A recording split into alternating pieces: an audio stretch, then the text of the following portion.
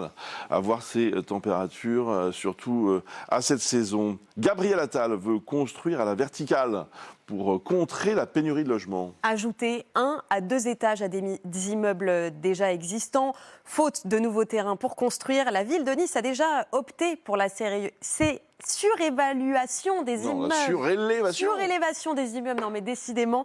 Elle espère gagner près de 8000 habitations comme ça. Sur place, Johan Rouquet et Christophe Napoli. Vu de l'extérieur, difficile d'imaginer que cet immeuble comptait un étage de moins il y a 6 ans. Après d'importants travaux, il a été rehaussé. Ça, c'était le dernier étage de l'immeuble d'avant. Et maintenant, nous allons nous diriger donc, par l'escalier qui n'est pas terminé sur l'étage qui a été créé supplémentaire.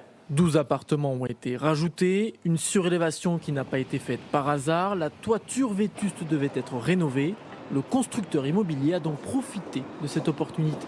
On descend dans les cas avec un ingénieur, on regarde l'immeuble, on l'étudie, il n'y a pas une fissure. Et donc on en déduit qu'effectivement il tient la route, on va le rehausser, mais de manière légère, on ne surcharge pas l'immeuble par rapport à l'existant, et on lui met un étage et demi qui ne va pas surcharger le poids de l'immeuble, et donc on rehausse. Face à la crise du logement, la ville de Nice a lancé une étude sur la création d'appartements en surélévation. Au total, ce sont 500 projets qui ont été identifiés, avec un potentiel de 7750 logements. Dans des territoires denses, à des endroits où il y a, comme ici, une ligne de tramway à proximité, eh bien, ça peut être une des solutions pour pouvoir construire facilement. Et il y a urgence, la ville de Nice compte seulement 14% de logements sociaux, bien loin des 25% imposés par la loi.